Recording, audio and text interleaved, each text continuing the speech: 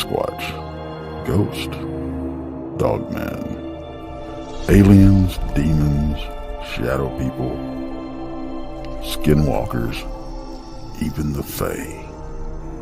Our universe is vast, dark, and wrought with infinite unexplained phenomena. We have tasked ourselves with assisting humanity in finding the keys to unlock the mysteries that abound in and around our world. What we intend to reveal behind the curtain of darkness may very well invoke those fears long tucked away in our memories. We will meet that fear head on as we strive to shine the light of understanding on these phenomena.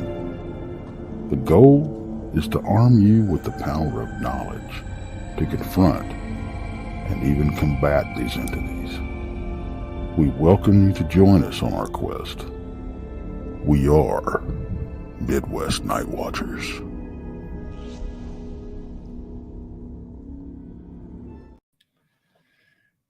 Good evening, everyone. Welcome to Piercing the Veil.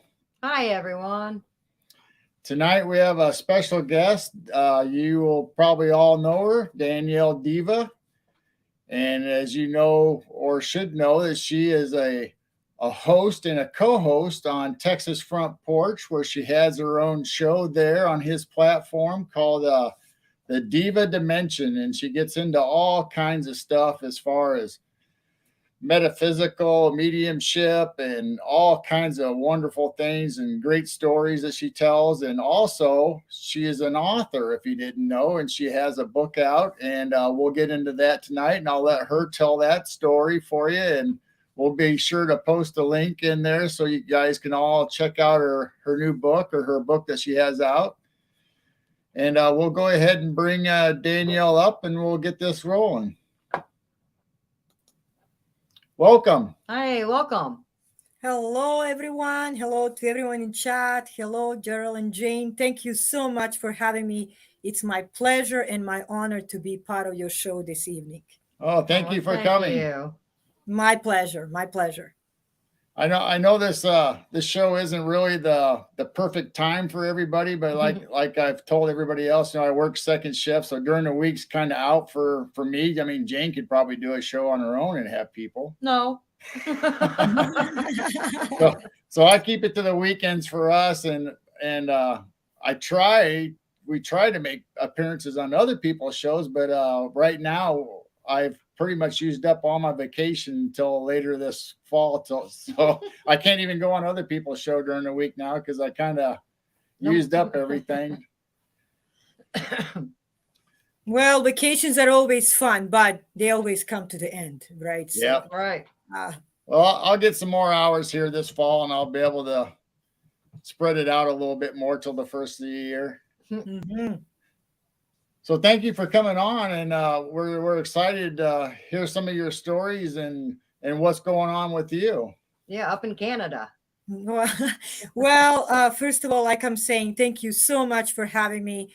It's my honor and my pleasure to be on your show. So thank you so much. And what's happening here in Canada? It's too hot. So if you ever wanna know what is the global warming, we are feeling it here right now. We are having too many fires right now. British Columbia, what's about Kelowna? It's about 4.5 hours away from me.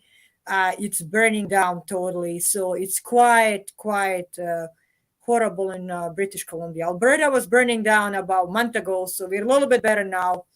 But so far we're having very horrible hot fires around the Canada, and it's quite dangerous and very sad, because I'm sad about all of our beautiful Rockies, nature, animals, and everything that we stand for. Yeah, I mean, this heat and the dry climate, we just had the Hawaii fires, and obviously we've had the Canadian fires going for quite a while, and before that we had the California fires here in the U.S. It's just horrible.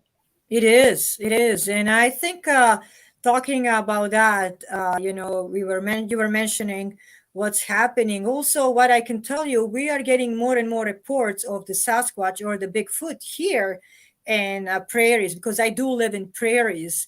So we are getting more and more reports, and the reason why, and I love and respect what Jane just mentioned prior to us starting the show, that some of these beautiful creatures like grizzly bears, brown bears, and many other wolves and everything are coming towards to us. They're running away from the fire and the heat.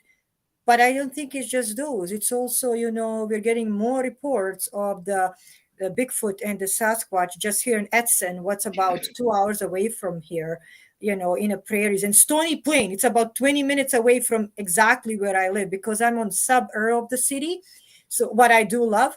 So basically what's happening, we are seeing and getting more reports that, Sasquatch is coming and roaming around the prairies. What's a little bit strange for us.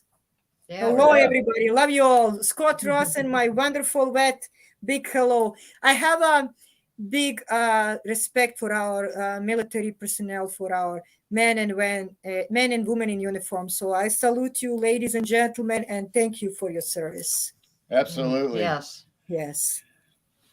So since we're on the Bigfoot and cryptid situation, what kind of cryptids are up in Canada? I mean, We have many. Starting from the famous Ogopogo. So if you guys talking about British Columbia, the one that is burning right now, that's in Kelowna. I've been there. I didn't see it. I'm not going to lie to you, but I've been to that lake millions of the times. My wonderful friend Troy, he did see it. And I would tell you how. He would take a picture, then he would take a black marker and he would draw and say, I saw Ogopogo. So we would all laugh, but I would be his little joke. But there's many mysterious creatures like Ogopogo. We have Sasquatch. We have a Shuswap area that it's totally, full of different kind of cryptic creatures, including the dogmen. And we also are getting the dogmen reports here in the prairies. There is a report of dragons. There's a different dimensions. All different kind of things are happening. Extraterrestrials, of course.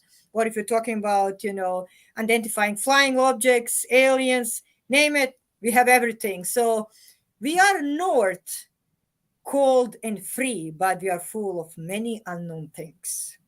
You mentioned dragons? Yes. There's people that are mentioning that they did see the dragons in the sky. And we are also, I want these people to know, ladies and gentlemen, most of these reports are coming from the legitimate people. So they're not coming from people that, if I can say honestly, that they have some mental issues, that they're high on different medication, that they're using antidepressants, that they're high, that they're alcoholic. Actually, some of them are police officers, some of them are, basically former climbers, or they have experience in doing the research in biology, marine biology, and etc. So yeah, we have many different kind of reports, and we're kind of talking to each other where to go and what to see. And of course, we do have huge reports on identifying flying objects here in Canada and St. Paul. Actually, that's about an hour away from me again. I'm in the middle of everything. Basically, that's where is the biggest disc of extraterrestrial. So if you've never been there, it will be my pleasure, you guys, to take you there. I think you will love it. It'll be like a Star Trek. Oh, nice. Wow. Yes. Well, as we were talking to you before, Jane's, our daughter, lives up in Canada, and maybe if we make a trip up there, we'll have to come see you. Right. Oh, it would be my pleasure. My doors are open to you guys and always open to my friends, and it would be my pleasure to have you. That would be fun. So let's get into some personal experiences or whatever you want to talk about. I mean, you can start anywhere you want. So what do you think, Jane? Do you want us to start with Spirit Lake and go into the, Sasquatch, or do you want to go into Sasquatch and then we can go further on up to extraterrestrials? It's you guys, whatever you would like to go with. Doesn't matter. I don't know. I'll let you pick. Well, I guess you can go ahead and let's talk about the RV incident, because that leads into everything, right? Okay. Yeah, that's true. Of course. And then we can go deeper from the Mara Lake. So, of course. So, a couple years ago, me and my sister, we love to go outdoors. We are big outdoor family together with my friends and everybody. We kind of send messages where the places are good and everything. So we bought a big motorhome, 35 feet, and we decided to go deeper into the Rockies. So I'll go back to the story how it all started and why did we go for a trip. So we didn't go for a trip for a research, ladies and gentlemen. We actually went there because my mother was cured from the cancer and we wanted to celebrate this victory of life over the death. So it wasn't connected to any research. It wasn't connected to doing any, digging around there. We just bought this motorhome and we're going to celebrate and go tour around Alberta and go down to British Columbia and further on. So as we were driving, basically we did stop near the Mara Lake. So we also entered the British Columbia, and that's in Kootenay. So exactly British Columbia, Kootenay. So we stopped there, and as we're gonna go further on, we're gonna go into Revelstoke. So Revelstoke would be about hour to maybe 45 minutes up to an hour drive. Now this 1 hour 45 minutes drive, it turned to 5 hours and 45 minutes. Wow.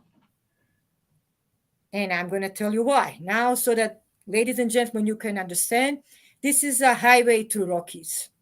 So there's no intersections. There's no going, okay, I'm going to go into this street and that street. It's really straightforward highways. Yes, you go up and down, of course, but there's a one lane going up and one lane going down.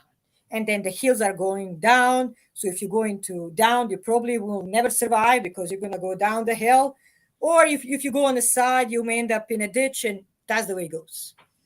So as we were going, we were traveling and traveling and traveling and traveling, and there's no stop. Like there's no way to get to your destinations, and hours were passing by. Each time when you look through the window is the same, basically scenery, the same uphill, the same evergreen trees. I remember even like almost like, those white stones that are coming down the hill, and basically what was happening, then one tempo, I remember even the red tempo, Ford tempo would pass by. Okay, if he passes once, you cannot go back up because the one lane goes up, one lane goes down. You cannot, if you turn, so either you're going to go behind us, but you cannot pass by us constantly. So then we started being agitated. There was 5 people, all different kind of generation and different, so males and the females, including dog, my Maggie. I'm sure many of you do know my Maggie, and she's a Maltese dog.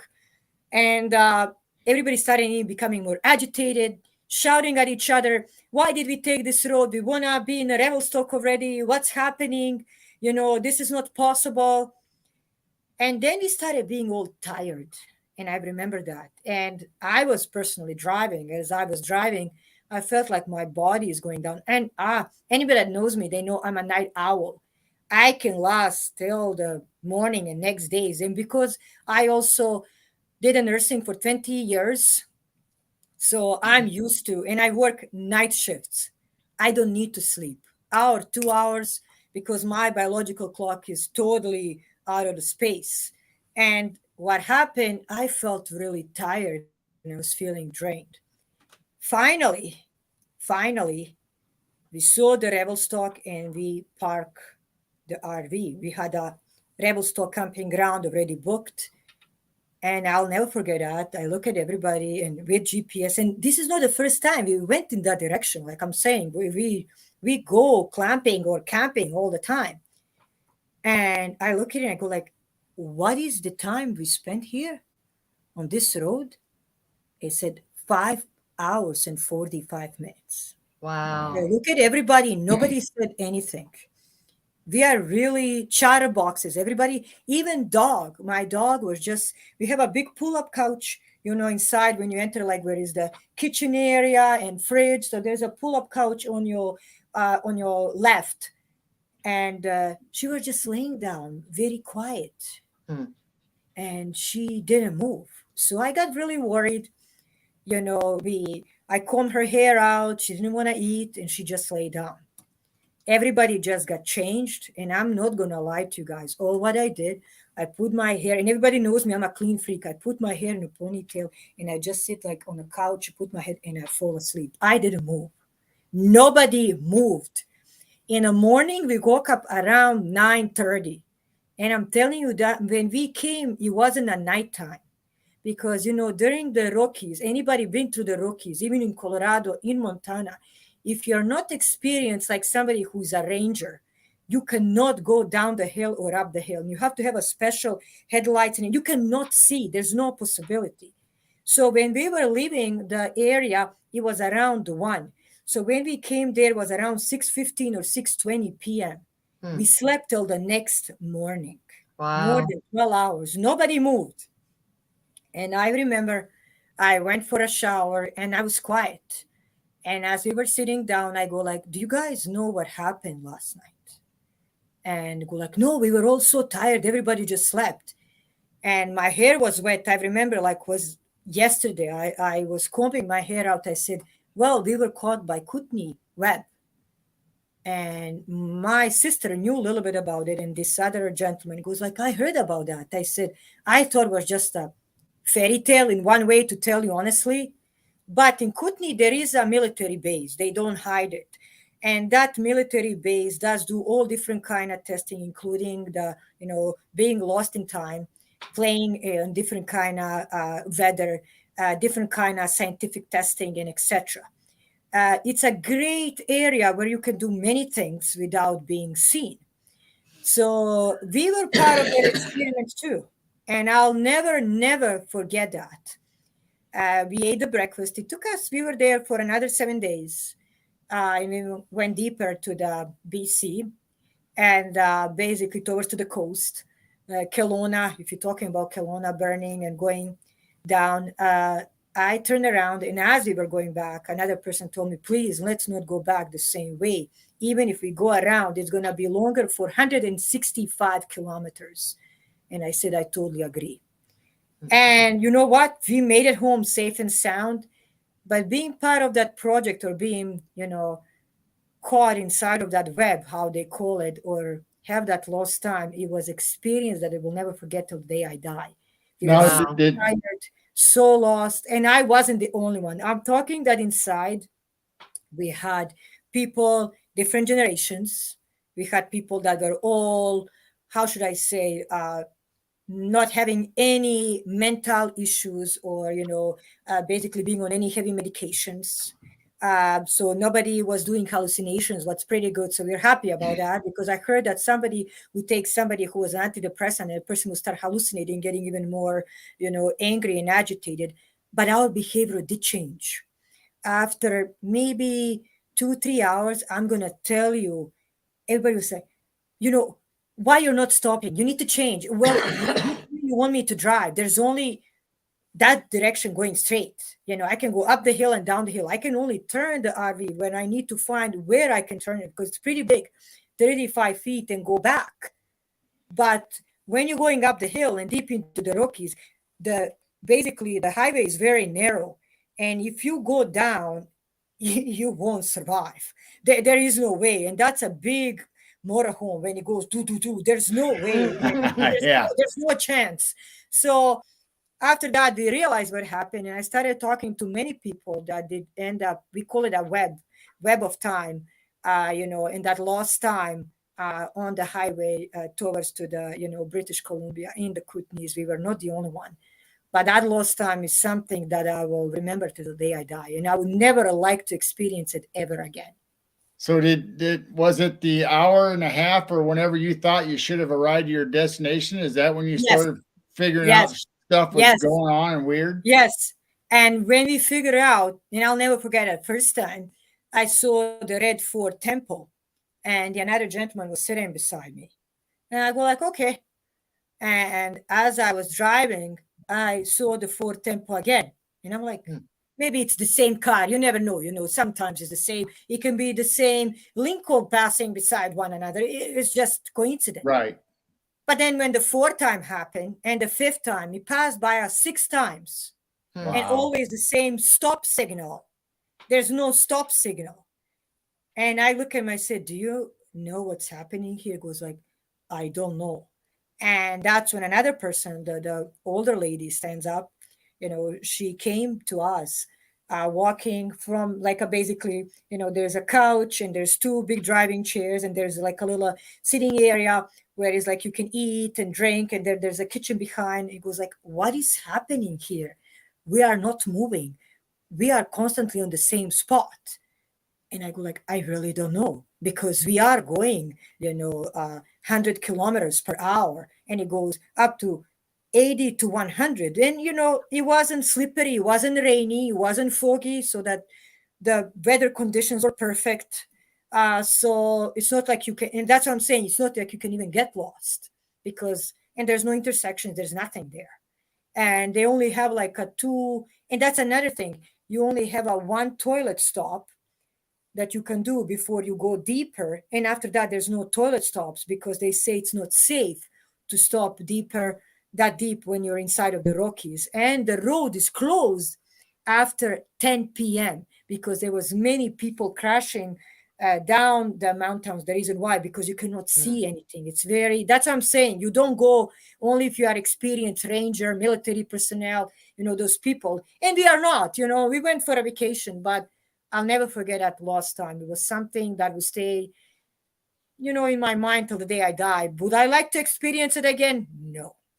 So you saw that red car 6 times. So did it always repeat every hour, or was there a long time in between seeing that red car every time?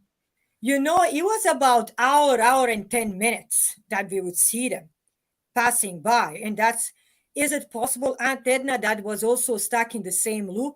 It could be, that. And then they said that they were actually, what they do when they start these testings, or they're doing these tests of lost time and playing with the time, that they will actually capture the different kind of groups. So you have here 5 people, like I'm saying, all different generations. 3 or 4 are a little bit younger, 1 is a little bit older. You have a dog. I don't know who drove that, red car, because I only saw the gentleman the one side, and I remember he had basically a baseball hat, just like you do. That's all. But when you are a little bit also in a panic mood, you're thinking, Right. Why I'm not. But I'm like, why? But I'll never forget that. Was it possible that he was also caught? It could be. But after we were released, I'll never forget that dizziness, being so tired, drain of the energy.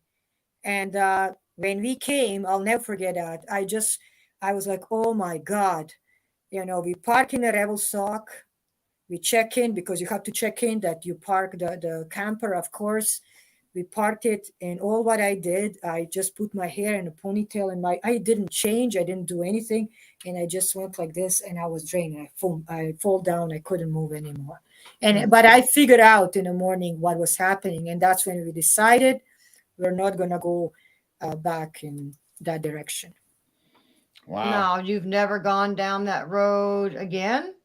I did. Now that's another story. So just before the COVID, we did it again, but experience didn't repeat. Thanks to Lord. So there was only this time 3 of us, and I was hoping that didn't, like, it's not going to repeat itself, because it was faster going towards to the lake and to the coast. So it didn't repeat, and I'm quite happy that it didn't. And then I was joking. I said, "Oh, they got sick and tired of us, so they probably don't want us anymore." The machines were breaking down. I said we were too crazy. Computers were crashing. So, but the truth is, it didn't happen again. But did I go back down that road again? Yes, I did, and hopefully they won't play with me again. Wow. Oh my. Have you ever come across anyone who's experienced the same thing on that highway? Yes. Actually, there is a person, I'm not allowed to mention the name, but he is also a registered nurse, and he worked at the University Hospital of Alberta. And as I came, I started talking to him, and he said to me, "Oh my God, Danielle, that happened to me and my brother." And I was joking with him because he loves Edmonton Oilers. And I said, "Oh, if you wave your Edmonton Oilers flag, maybe they will let you go. But since you're in a BC, you have to wave Sharks, and maybe they will let you go." So we were making jokes, but the truth of what it is, the story was 99% the same. Wow. He Oh said he man. was driving with his brother. And what's quite, I can say, really different about Canadians here, we do share our stories. And if you guys ever enter, just put Kootenay and, lost time on Kootenay highways. You'll be capable of finding the stories. You'll find the reports. And people even come down to the TV and talk about it. I didn't, but I did do the research on my own way and talk and connect to the people. But prior to that, I did hear about it, but I'm not going to lie to you, I never pay attention. And when we went for this vacation, we never thought about that. That was what was the truth. Right. Huh. That's crazy. It Wow. is. Did you ever notice any of like the scenery getting blurry or hazy or like you were trapped in some kind of field or energy or anything? And that's a thing. Being a psychic and a medium, and thank you so much for your question. I really do love the point where it's going. I felt a different kind of energy. Mm. I felt really heavy energy. I felt different kind of vibrations, and I felt almost like, you know, um, energy of high frequency. Ah, So that's what I felt. And then when I talked to rest of the people that did experience it, not just the people that were inside of my own camper, they did experience the same, and they said, "Oh, I." And then I'll never forget. There was a couple times when you will hear the ringing in your ears and be like, "Dee," and you go like, "Oh." Is it Mm. because I'm tired, the blood pressure, or because you're going up the hill? But this is not the first time. So you open your mouth a little bit, to make the pressure equal, and it goes okay. But this will be happening in a second and it goes away. So there was different kind of frequencies, and there was different kind of level of the energy. And I must say that energy would play with your own energy and make you so messed up. Wow. wow, that's crazy. Wow. Yeah, it is. So when let's get into your the reason that you were on the trip, right? Yes. There was a Mm. specific. Yeah. The Yeah. truth what is, my mother was diagnosed with cancer prior to that trip, and she had almost the fourth stage of the rectal cancer. So, I took the time off the work immediately, and I was her primary caregiver. And I said, I'll fight for her life, and I will not let my best friend die. So, all these chemotherapies, radiations, everything that she went through, it was just horrible to watch. Being in a nursing field, my hands were tied, and there's not too much I could do. And then one night, after she was so tired and she was so exhausted, I actually started playing on a computer, and I was just like I'm talking to you guys right now. It was just a different older laptop.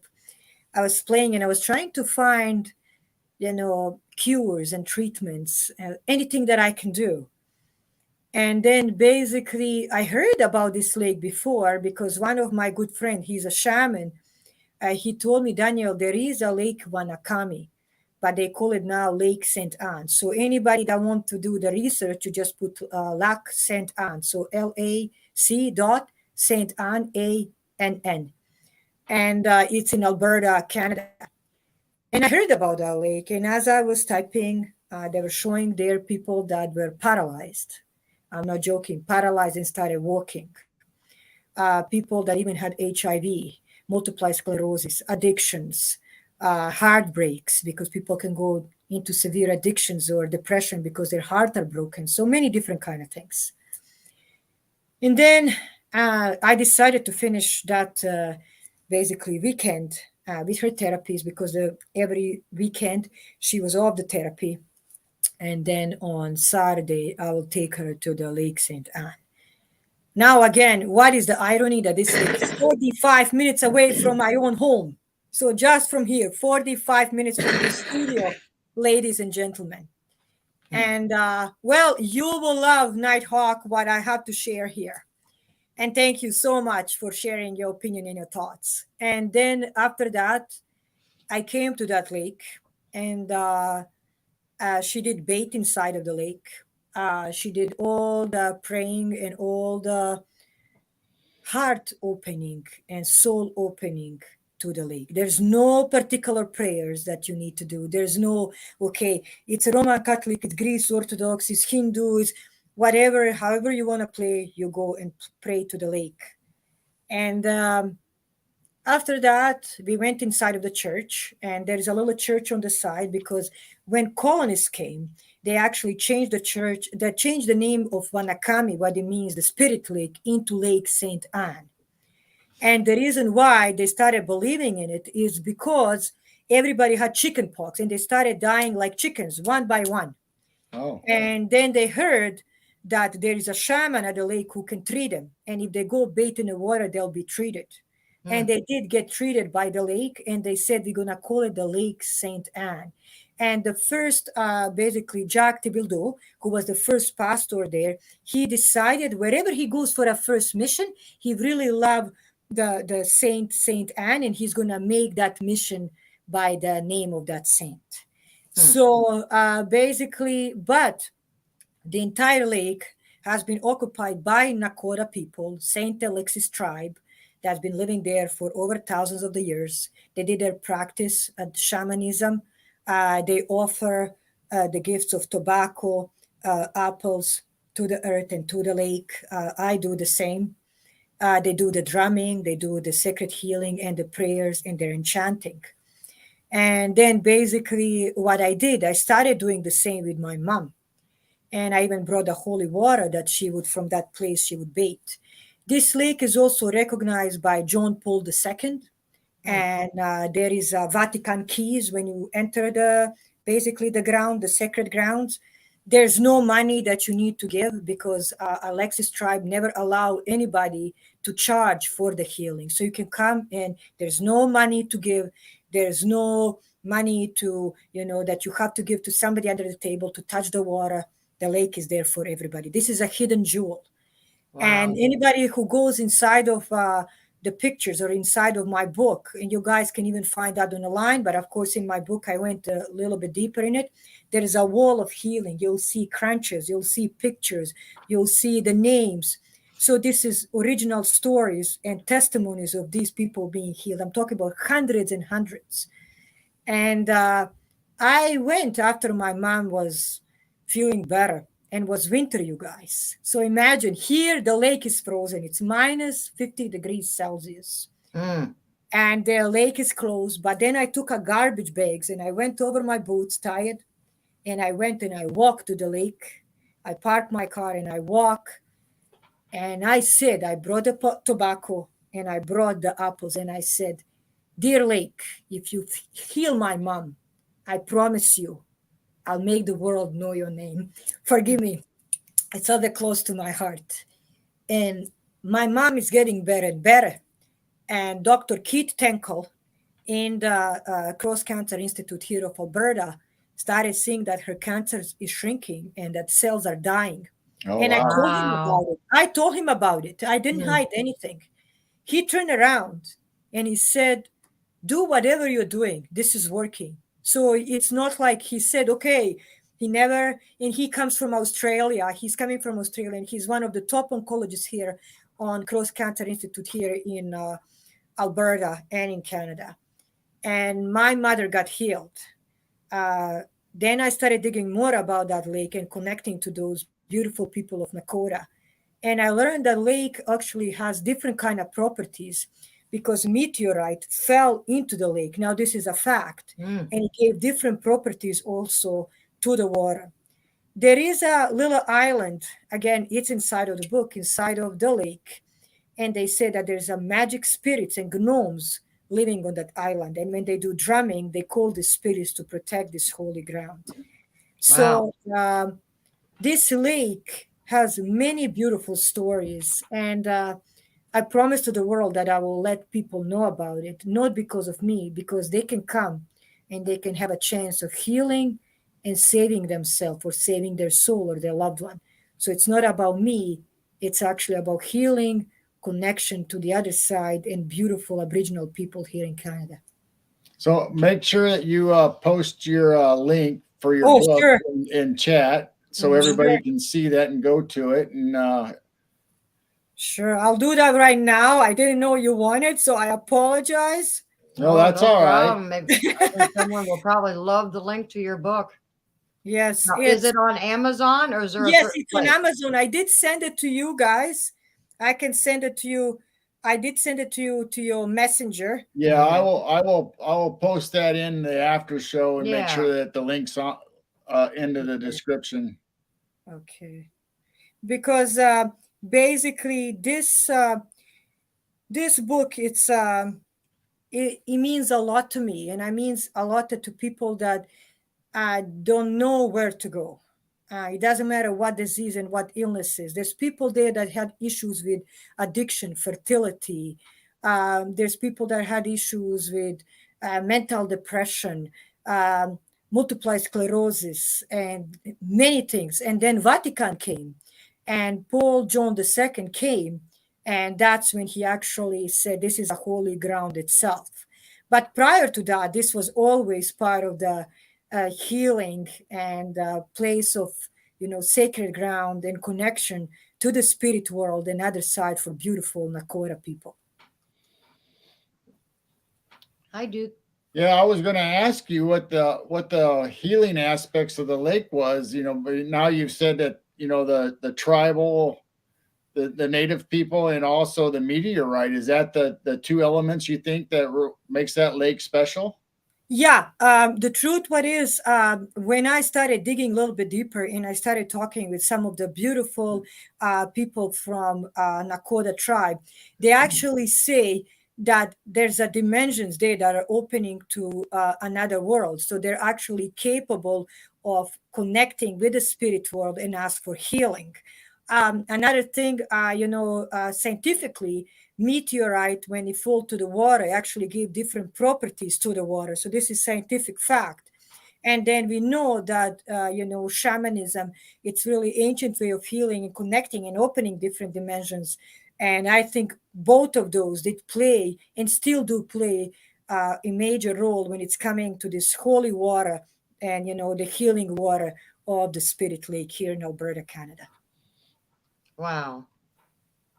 So how long has this lake been used like this? Hundreds of years or just Yeah, there are recently? more even before the first settlers came here to Wow. Canada. So Nakota people were there all the time, and especially the tribe of Alexis, and they still live there. So when they come, the celebration is on July 27th. There's people, my dear, walking just to give like a basically, their commitment, their soul and connection and a heart to this place, and they would start walking barefoot to the lake. Some would walk miles and miles just to come to the lake. The most important thing when I saw, because now I go there all the time, when I see the people, there's all different races, all different religion. Everybody comes, and I'll never forget the other day we were there, and my sister was beside me, and one gentleman from India, he was holding his mom, older lady, and he didn't want to be disrespectful. They were all dressed in sari, and he goes like, "How do I pray that I don't make a mistake, ma'am?" And my sister turned around and goes like, "You pray however you want. Lake is for everybody." And our beautiful soul, and I must say the spirit guy here of Alexis tribe, the chief said, and I mentioned this inside of my book, he actually said, "We are all here." I'm going to quote his word. "We are all here connected under one sky, praying to this lake to heal us, guide us, and protect us. And lake is here for everybody." And Wow. so that's what the lake it is. And I'm quite honored because one of the statues, where is the Jesus statue, I have my own little jewelry line that I have, and it has basically my bracelet around his hand, and they never removed it. Whatever Oh, you leave there, they always leave it for you to be connected to this oh, lake. nice. So people come from all around the world, or sometimes they ask other persons. So what me and Big Texas are planning, we're going to actually have a live basically show from the Spirit Lake. Well, people are capable of connecting to this lake, and well, I will light the candle. So you, for example, you say, "Aunt Edna, I would like my this message. You don't have to tell me what it is, because all what I will do, I'll just light a candle for you and show you guys around. Like I'm saying, my gratitude to this lake, it will never ever die. And my way of talking about it, it can only become bigger and bigger. So it's quite amazing. And like I'm saying, Alexis tribe is a beautiful tribe here, and they're part of Nakota tribe. They would never ever ask, okay, Jane, you're gonna give me $1,000 so you can come near this lake. Parking is free, water is free. You wanna come sit and eat beside the lake, go ahead. All what they ask you is to be respectful. Wow. Now, is that lake in Alberta? Yes, in Alberta. Okay. Alberta. Yeah. While you were there, did you feel like we've talked about it before? Did you feel any frequencies or vibrations naturally as from the soon lake? as anybody who steps on that ground, I go there all the time now. As soon as you step, you feel a different energy. You feel uplifting energy. You feel a connection to something higher. You feel that you're also being heard. You don't have to talk. It's almost like somebody is listening to your mind and is telling you, okay, you are here. I'm here to help you. So anything that is bothering you, it's almost like you're living at the lake and you're coming home with more hope, more healing, and more protection. That's what this lake is all about. Anybody who steps on that sacred ground, they're capable of feeling all different kind of energies, and the energy is always positive and uplifting. Oh yeah. Wow. I can imagine. It's just like you said, sacred ground, especially with everybody's prayers. Yes. It's always good intentions and everything, and that has to create an atmosphere. If not, it's like you said, sacred ground, just that lake itself. Yes, and it doesn't matter.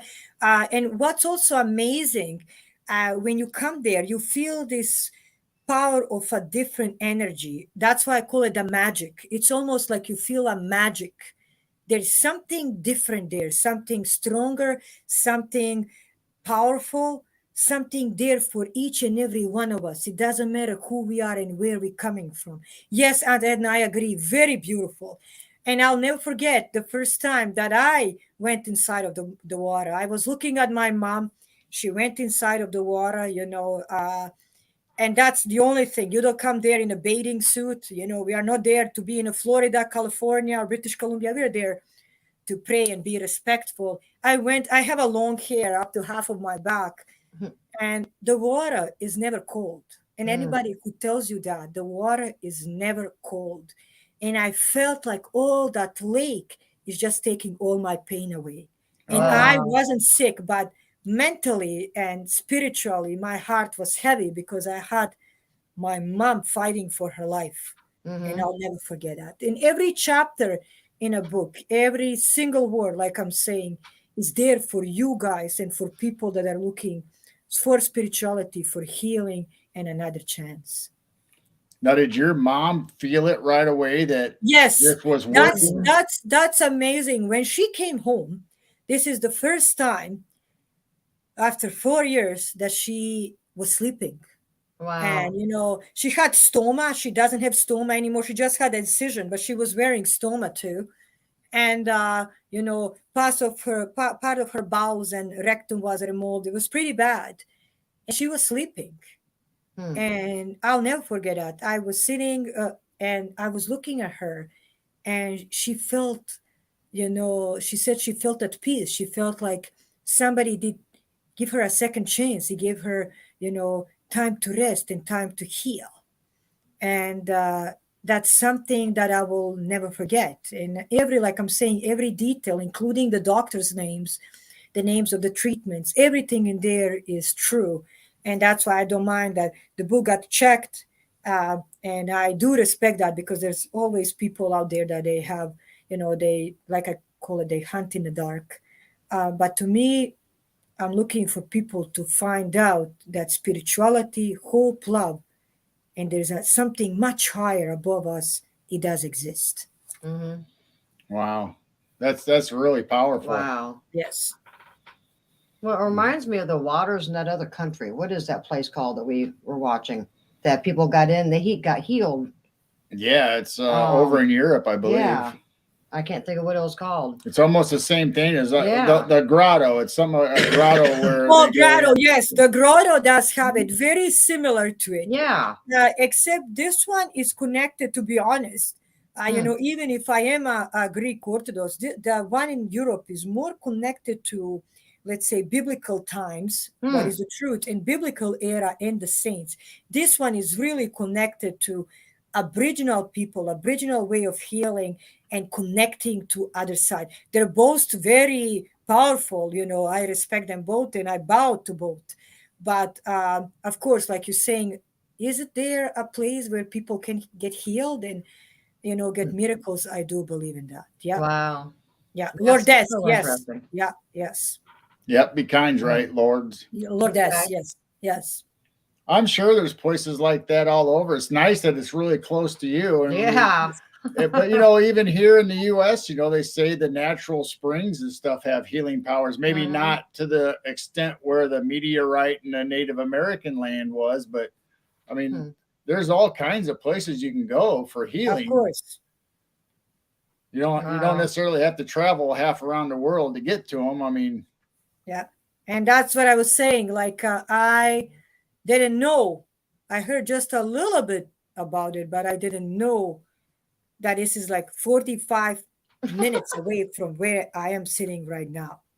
So, William, be sure and pick us up on your way by. Do you have room for about 20 people, Danielle, at your house? Yeah, I have a house on 3 levels, so we'll spread around the floors. Yeah, All so right. it's okay. Party at Danielle's. I'll take a couch. It doesn't matter. We'll spread it around. We'll get it somehow. Bring a sleeping bag and a pillow, and we'll get you in there. And what's also important, as long people have respect, love, hope, and faith, I think that's also very important. I'll never forget. That's how also I learned Reiki.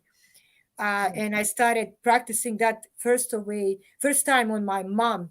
And then I started helping other people too, because when I saw that it's helping my mom, I realized that this is really working. And I always say to everybody, I'll never tell you to use something that my family doesn't use and my friends.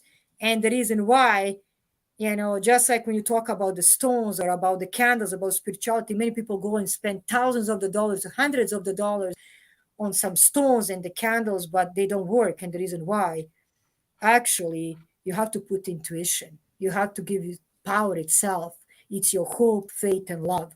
And I say, when we talk about our own grandmas, what did they do when they did the healing? Chamomile tea for the pain and for, stress, lavender for, disinfecting or cleaning, or the truth, what is, they had everything inside of their own homes, inside of their kitchens. They didn't have big stores like we have right now. They didn't have internet, but all the healing came from their own kitchen and the backyard. So you don't need thousands of the dollars to heal your soul and your heart and start from there. All what you need to do is start from inside. And that's where the story goes on. Yeah, I mean, just like you said before, I mean, you have to have belief in yourself and whatever it doesn't matter what religion you are, what you believe in, just as long as inside of you, and you come with a pure heart. And I'm sure the lake and the Native Americans, recognize that, yes, that you have to come in wholeheartedly for this to work or even have a chance to work. Right. Yeah. And that's why I think when people come there, from my own experience, when you come with an open heart, and when you come, like you're saying, with your soul and with respect towards to the lake, that's when all this magic happens. And that's why I call it the magic of the spirit lake, because what really happened to my mom, to my best friend, it was really a magic. And that's why I call it the magic of the spirit lake. That's amazing. Yeah, and that's why we took that basically trip after that. And then we got caught inside of the Kootenays, time machine. So what an experience. So that's what truly happened. Yes. And it ended up being a book. Yes. And at the end, it ended up being a book. And, I'm so happy that people are ordering it, like I'm saying, not because of me, I'm just the author who wrote the stories because they can find the healing themselves, and I want the story of this lake to be known, Yes. by many out there. And that's So my mission because that's the promise to the lake that I gave.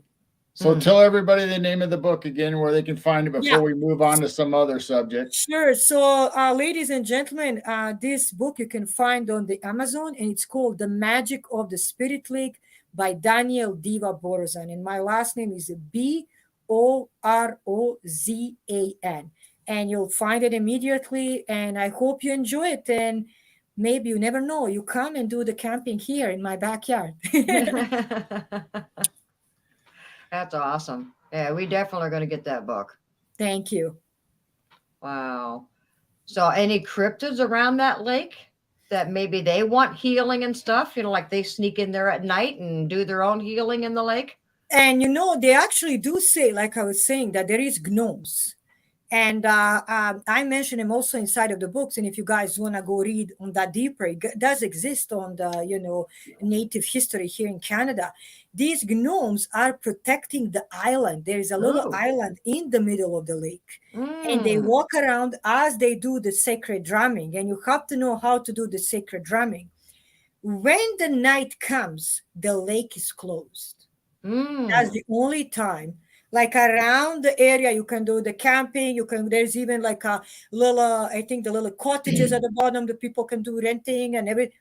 But the lake itself, the gate is closed. The reason why? Because they're saying at that time, gnomes are living and dancing and playing with the dragon. And that's Oh. and that's actually still even respected by the Roman Catholic Church that is there. So they Wow. do respect belief of our Nakota tribes, and the lake is closed in the morning at 7:30. The gates are open again, and you are more than welcome to come. Oh Wow. my. Yeah. Yeah, I can just imagine what it's like when they close that up and no humans are around. No. And And they what only shows say, up in I the didn't lake. see it, Jane. I'm going to be honest to you. Oh.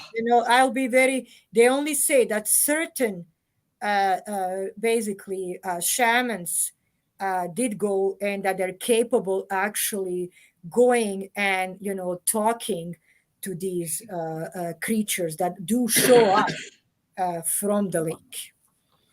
Oh, that Thank was you, great. everybody. Love you all. I love you all, guys. Thank you so much.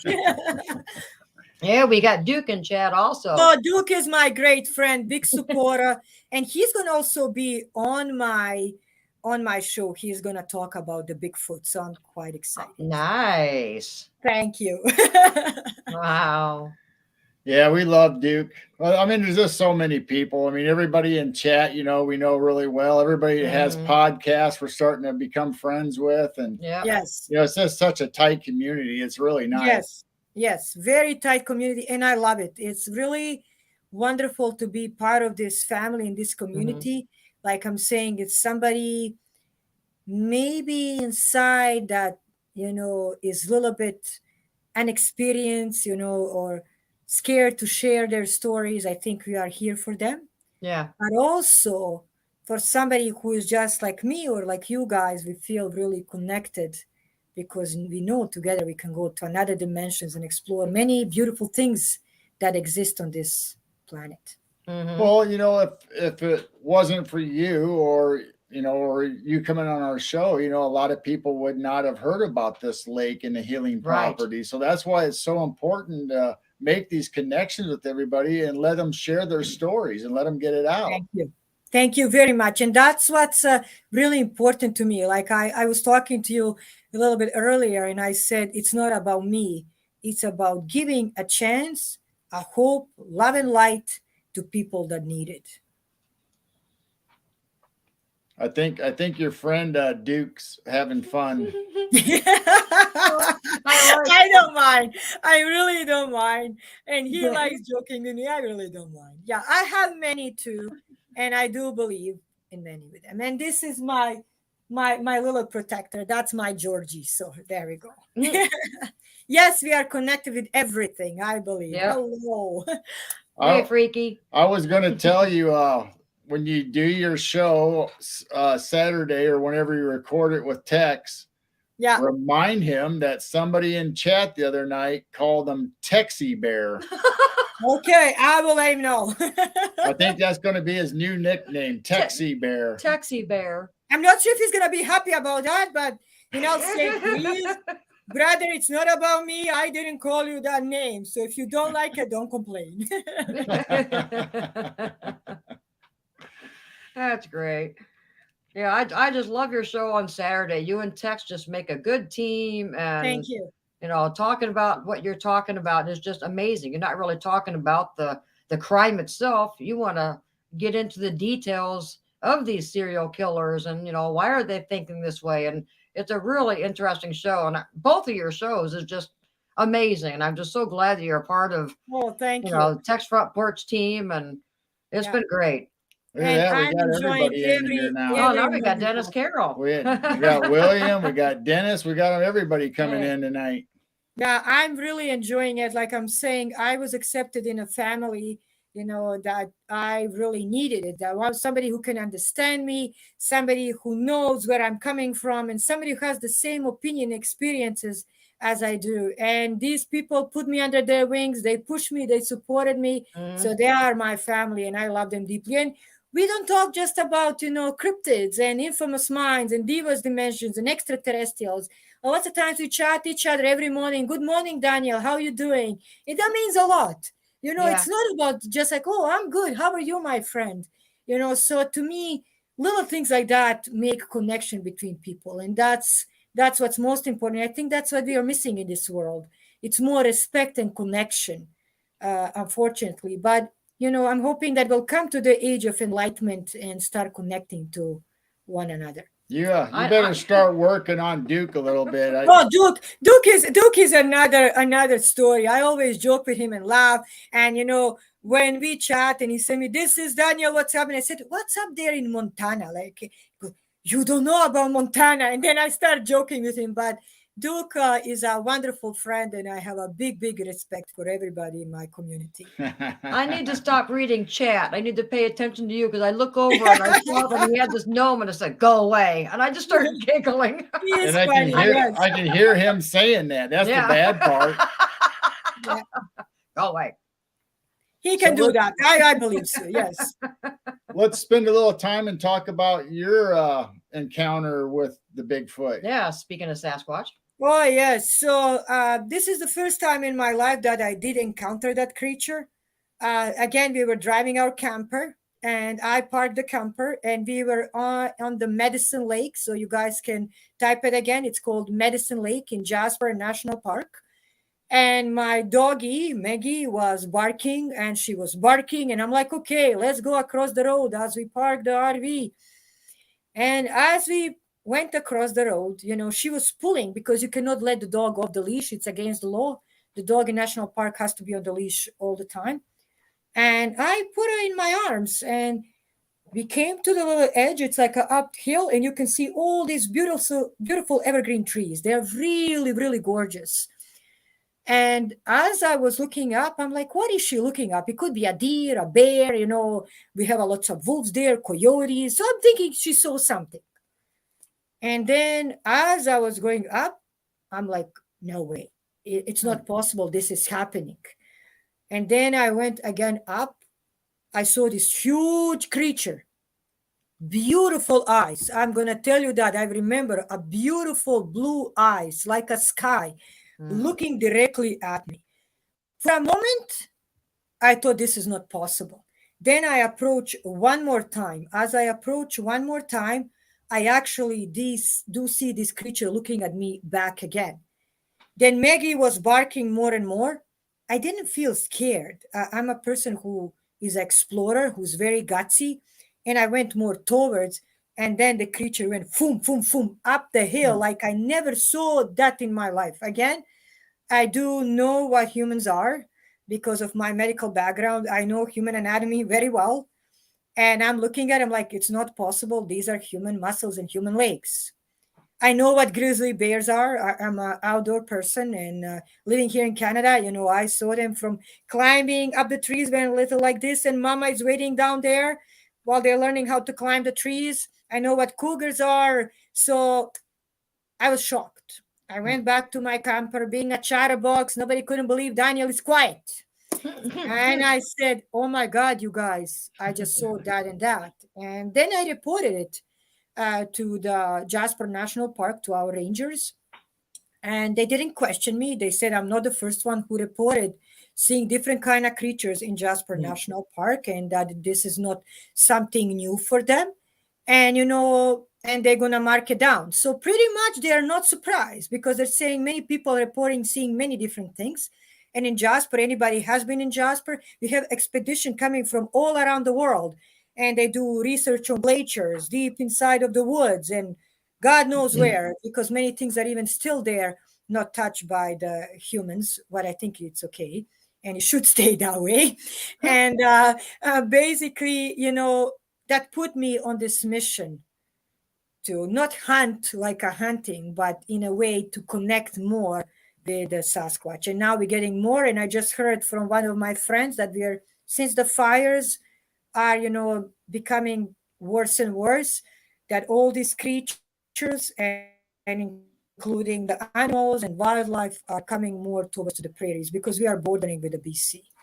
So yes, Bigfoot, exactly. World Bigfoot Radio, plenty of reports from Jasper, plenty. And Wow. so that was my encounter. I wasn't scared. I just wish I got closer. Now, how long did that encounter last? Was it just seconds, or No, no, no. It before lasted it ran about off? maybe about 4 or 5 minutes. Four or Oh, five minutes, okay. because I made a first step, right? And I look at it and I'm like, this is not possible. And then I went a little bit closer. And then you know how there's always little rocks when you go up the hill.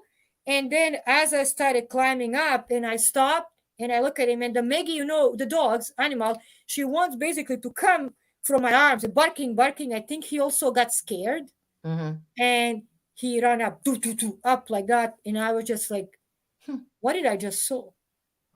But I'll never. And I stop by the lake each and every time when I go. I didn't see it ever again after that. I'm not going to lie. But I'm hoping in future that I'll have another encounter and let them know that I am friendly, because I didn't feel scared, you guys. I felt that he wanted to say something, that he felt more scared of me than I felt scared of him. I'm gonna be honest. And many people go like, wow, because it's such a huge creature and unusual and big. But I really didn't get scared of him. Uh, I really wanted to connect more with him. I felt like he's there. Then when I started digging, Medicine Lake, it's full of caves and it disappears. It's also another uh, mystery in a Jasper. If you guys just type in Medicine Lake, Jasper National Park, Canada, it disappears during the winter time. Nobody knows where it goes, and it comes back Wow. on there's many underground tunnels. Then there is, things there that are unknown. And they're actually saying that it's possibility that some of the creatures come through these tunnels, or maybe he come there to feed, or so there's many different kind of possibilities. But that's why many reports are coming, and I even didn't know. I'm gonna be honest that people reported seeing Sasquatch or this kind of creature in Jasper National Park. So again, it come accidentally, and I think that's what I loved about it, because I didn't go hunting for it. It came by itself. Oh, yeah. We had talked about that previous when I asked you that since you're a medium and have those abilities, that if it was able to mind speak to you, but then you told me earlier that your dog scared it off before you even got to Yes, that point. yes, But you yes. could feel the energy though, Yeah, obviously. I feel the energy. Again, some people say they see auras. I'm very honest from the beginning that I reported my story. I didn't see any auras. I didn't see any dust, any kind of different kind of dimensions. I just saw the creature standing beside the trees and probably looking down to go down, to the lake to get some water, or, to get some fish or something. But as that was happening, of course, he got scared and disturbed, because there were so many people already parked at the lake. And then I came with my dog up the hill to disturb him. And I felt, that, like I'm saying, I felt he was scared. And that's why he ran away. So I didn't feel scared at all. But I was just a little bit shocked because me being a chatterbox, when I went to the camp and everybody was asking, Daniel, why are you quiet? Why are you quiet? And as I sit, I go like, did you guys know just what I saw? What did you see? What did you see? And then we went back and forth constantly, like for 10 days in a row while we didn't see it. But So then do you now, think you and your dog scared it, or do you think it was fearful already and you guys just happened to be there?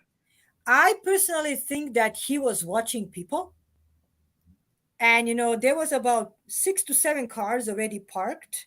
And I remember there was a one big truck, like with a big trailer. I remember Cougar was on it, like parked already there. So the people are going up and down and enjoying this beautiful, nature. And the lake itself is just amazing, amazing. And then basically what happened, uh, I think he was scared to come down the lake already. And then as I came with my dog, it was too much and he, went away. Wow, yeah, I imagine there is a lot of Wow. energy. Yeah. Yeah. Do you know the legend or history of that lake? Why they call it Medicine Lake? Yes, I do. Again, it's connected to our Aboriginal tribes. And Okay. Métis, so another type of the tribes, Métis and Cree gather there every year again, because there's a little lake in the middle of the lake. There's a little island, and inside of that island, they call it a love island. And there are two lovers that actually die there, and they say that their spirits are roaming around that area. Again, they do have the drums, the different kind of healing, and they pray at the lake, and they come every year. And just a little bit further from Jasper National Park, there is Pocahontas Village. I know it sounds like a Disneyland, but we do have Pocahontas Village here, and I think that's where you guys got inspired Disney stories. And there was a Aboriginal girl that lived there, and she was a daughter of of a chief, but she didn't get married to a commandor or anything. But she was very pretty, and there's a statue of her. And if you guys type Pocahontas Village, Alberta, near Jasper National Park, you'll be capable of finding it. So also those tribes would come and do the praying. So the lake itself, it disappears. Nobody knows where it's going. It has many scientists coming from around the world. It has Aboriginal people praying at the lake, saying that there's different dimensions, ghosts and spirits, that there is a love, that happened there, and that people also, were separated because tribes didn't allow them to get connected. So the boy and girl got separated, but they die waiting for one another. So there's a lot of power at the lake itself of love, spiritualism, mystery, tunnels, dimensions, and much more. So is Pocahontas from a tribe up in Canada? I always assumed that Yes. she was from the U.S. and that's Yeah. how No, she met no, Lewis and and Clark. that's another. I always laugh, and the reason why I laugh, when you come, so if you guys type Pocahontas cabins, even Pocahontas cabins, we do have in the same village Pocahontas cabins where you can come and rent them. They're like a little, like a little cottages, and there's a statue of the girl Pocahontas herself. Wow. And made out of the bronze. She's not like you see in Disney movies, because this is a Aboriginal, really beautiful Aboriginal girl, maybe around 15, 16 there. But yeah, there is a tribe that lived there and still lives there, and they come to practice and and do their own traditions and beliefs. But Pocahontas doesn't have nothing to do. But it doesn't surprise me, because the stories are always taken from the other side. They're a little bit kind of made into the fairies and into the That's cool. spirits, and I don't know, ghosts and Draculas and demons. Why the stories are totally opposite of what they are. But that's if you type in Pocahontas cabins, you'll be capable of finding them, and just put Pocahontas cabins Alberta, Canada, or you put Pocahontas Village Alberta, Canada, you'll find it again. Yeah, How do you pronounce that? Sacagawea. Sacagawea. Sacagawea is from the USA. Yeah, I must not have paid. Either I'm getting the two mixed up, or I must not have paid very good attention in school, because I thought Pocahontas was from the U.S. and that's how she got involved with Lewis and Clark. You know what? Like I'm saying, there's many stories that are happening. That's what I'm sharing with you guys. When you mentioned, and we have Pocahontas here too. So where did all stories coming from, and how did it all get mixed up? Yeah. How the Disney made it, I truly don't know. So, but here in Canada, it goes like, oh, Pocahontas comes from Alberta, from our village around here. Okay. Well, see there, I learned something tonight. I'm learning a lot tonight, actually. I am. And you can find all of this online. As I'm telling you guys, that's what I'm telling you. Just check here; you'll be capable of seeing it. So, but see, I don't look that up because I already thought I knew it. But obviously, I don't. Yeah. Well, many stories are not exactly what they are. Right. And, you know, if we're talking about Count Dracula, who is my great ancestor, you know, to me, that makes me really angry. As my mother bloodline is connected to Queen Victoria and to Queen of Hungary Austrian Empire, Queen Teres Maria, we are actually, I can say, I became very angry because how I was raised and taught that Vlad Tepes is somebody who was a national hero, who was actually protecting and saving these people from Ottoman empires. While then, you know, we have an Irish writer who made a story into the horror, we can say romance, sexual stories, what's far away from reality. So I'm pretty happy that I can mention also a wonderful friend that you can find inside of the book and some of his research, Paul Dale Roberts. You know, I'm actually publishing that book in about 2 to 3 weeks from now. Well, you'll be capable of finding the truth about Son of a Dragon. And also, Dragon or Dracul means son of a dragon. It doesn't have nothing to do with vampire. And vampire or Nosferatu on Latin means blood sucking, while Dracul originally on Romanian or Dracula actually means son of a dragon. So it has nothing to do with blood sucking and flying and all different. But it's a good story, and I understand. It makes the money, and you know, it gives entertainment, so it's okay.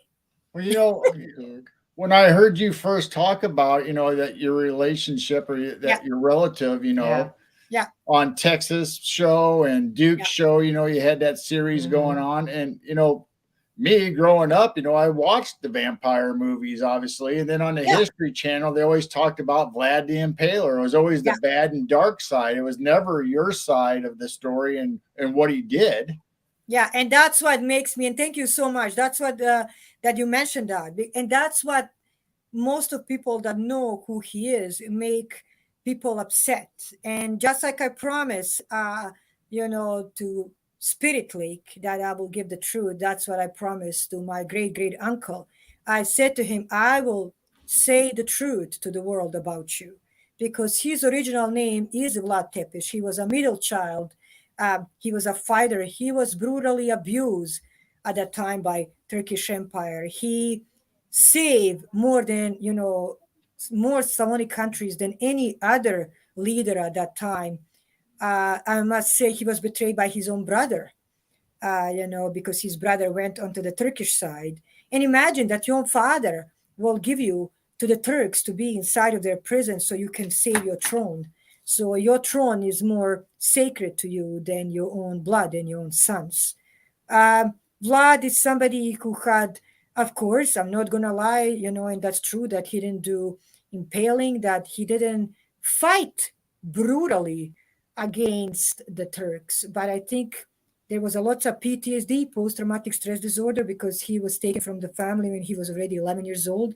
He's been also taken in the cages. I don't know if you guys know about that. And then they would display him to scare others and to say, you know, if you guys don't behave, we're going to let the Vlad out. So imagine how would you feel like that? Vlad also had a love of his life. It has nothing to do with Mina and Lucy. He never married anybody from United Kingdom. He was married in Austrian-Hungary family, and that's where the connection from my family comes. So he was married into the family. He also protected his family the best he could, and he protected his own son. He didn't want to sell his son for his throne like his father or the grandpa of the boy did. Vlad never did pact with a devil, like they're saying, but he did practice osterism or asterism. That's a different kind of religion that it's coming actually from ancient Iran. So it would be almost like ancient shamanism. And that's why, if you guys pay attention, you see all of the kings and queens around Europe, they have a like a tiara if it's a girl, and then the king will have a big, big crown. For Right. Vlad, he has a ruby and he has a peacock feather. Anybody who knows what that means, they will immediately, especially the Europeans, they will know what presents. Does that give you some power? Yeah, it does. Like Nostradamus, he was capable of seeing the things. He was probably capable of connecting to different dimensions. That's true. But he did it to protect 99% of Slavonic people. And when actually the Order of a Dragon was made, it was made by their last name. So he was made, and he was also a Knights Templar. So that was a special order of the Knights Templars called Order of a Dragon.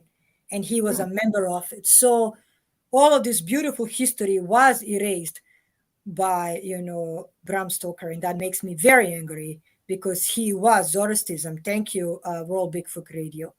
And basically, if anybody, he knows exactly what I'm talking about. So basically, anybody who doesn't know that religion, or he doesn't know what he did, he built more churches around Romania, Hungary, former Yugoslavia, Poland, even Moldova was part of the, before of that was part of the Russia, Belarus, than anybody else. So he saved more people and saved many churches than any other leader in the Europe. And did you know that he actually wrote a letter to Vatican? So what happened at that time, Vatican was getting scared of Suleiman the Great, and his son Mehmed, after that, took over. He was even more brutal. And the Vatican wrote to him and said, please, can you come and help us and save us? And he agreed. If actually he wasn't killed, the history would be totally different, because they were telling that he will be canonized in Vatican. That's how much Christianity, churches he saved and he built. And his last name, and I can say it's Dracul or Dracula, but it means son of a dragon. And nothing, but on Latin, Nesferatu means, because I know Latin, it means actually blood-sucking person, or, a vampire or vampirism. It's actually also meaning of, like you're saying, vampire, that is, but Dracul or Dracula, and that's again changed. And Christopher Lee did amazing acting. I love him, a great actor, one of my favorites. But the truth is, all the stories are far away from reality. Now, does the hierarchy still continue, or did it get stopped after him as far as ruling the kingdom or the area that he was in? Yeah, and thank you so much for asking that. And the saddest part, after the Ottoman Empire came, they destroyed 90% of the beautiful property that he built. And but they were scared to destroy the churches. And because they knew the churches have the power. And then communism came after that, after a certain era, of course. And that's even the worst part of it, because anybody who was connected to any kind of different bloodline or had any kind of different, more education, intellectual, they will actually brutally, terrorized, executed, or taken to these special camps. Many of my family members, I mentioned that on Infamous Mind that was played yesterday, actually did end up on these so-called labor camps. My own school, you guys gonna be shocked, my own school that I went to, and the area is called White Hills. It's just because it's kind of a little bit going up and down like a valley, so it's called the White Hills. That was a property of my great-grandfather, and they take it away. And my grandma, of course, surviving with her, and my great-grandmother, they couldn't say anything. The compensation was very little or zero. And my own elementary school that I went to, and the little ground or the playgrounds that I played on, it's actually my own soil, but we were not capable of talking about that because your family would be prosecuted. And then one of the streets had a name of, it was called George Borazan by my other uncle, and they actually also removed his name. And the reason why, it's always because they were removing the people from the history. So my family brutally paid communism and change of the era, and we were scattered all around the world. So before you went to Canada, where did you? I live in different kind of places. So originally, I was born in Bosnia and Herzegovina in a small place of Mostar. And prior to that, my whole mother's family is coming from Austria and Hungary and Poland. And they had to, as they were running away, they were moving and moving and moving, going further on. And after that, when the world starts over there, imagine, we were even then more prosecuted because we were total outsiders. We moved totally to a different area. So that's what I can tell you. I'm pretty happy to be here, and this is my home. And I'm hoping, as we are doing the DNA and we're finishing more certain things, that I'll be capable of washing my family name and showing the truth and the history. And many people are waiting for that and backing me up, because it's not about me. It's about the truth and the history that is changed and erased. And it's about the time that somebody tells the truth. Yep. Now, have you went back and visited the old country or your ancestral home, like where I'm assuming there's still ruins of the castle? Or yes. I didn't. In? I'm thinking, to be honest to you, because I just got a small son. So, I'm thinking probably in 2 years or, around that time to go back. I had a couple people also offering me to do documentary. So we'll see how does it go. Yeah. And we're going to play by the time. But more than anything, I would like to show the truth and tell people the truth about everything. Now, is the castle still standing, or is it rubble? Yeah, it's there. And the truth, you're going to be shocked now. It's been changing the owners. And it's not just one castle. There are many different castles and the properties. So they were changing the owners from one person to another person to another. So now, basically what they do it for the parties. They do it for all different kind of ridiculous things, if I can say it. To me, they're a little bit then more than disrespectful. And then one side is a museum, what I really do love and respect. But some of the things that they do there, like parties and whatever. And I had pictures sent to me, and I said, okay, I understand. That's how, the government makes the money. But I also think it's very disrespectful, because I have nothing to do with that. It will be that, we go on different kind of grounds or properties, and we forget about the victims, and we forget about people, and we start, playing the drums there or playing the rock and roll or whatever. And I think it would be very, very disrespectful. So are they trying to make money off of the? Oh yeah, they still do. They still do. They still do. They still. Yeah. Yeah. That's sad. It is. Wow. Yeah. Well, I think this will be a good place to end, and we'll.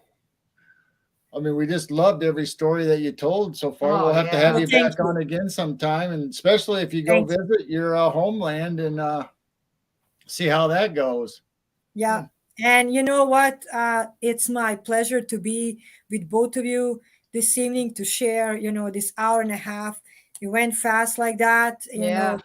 And I'm really happy that you gave me, a chance to talk, first of all, about the magic of the Spirit Lake, so that people can find the healing, soul connection for themselves, and that I can spread the word about that place, that we can share about different dimensions and different things that are out there. And it will be my pleasure whenever you guys need me. Let me know. I'll be here for you. All right. Well, we got one more thing that we haven't touched or talked about yet. Hmm? And Thank you. Yeah. Thank you. Yeah. Yes. So this was you guys can find Paranormal Underground magazine. So paranormalunderground.net, and you can find the entire story there about my life, who I am, and of course, Mysteries of the Mount of the Everest. It's basically a great story from Paul Dale Roberts, cryptic sightings, UFO anything in there. And it was my honor to be, on the cover, and my story was chosen to be inside of this amazing magazine. Yeah, congratulations. That is Thank you very much. amazing. Thank you. Yes. Thank you. And everyone in chat, everyone knows the routine.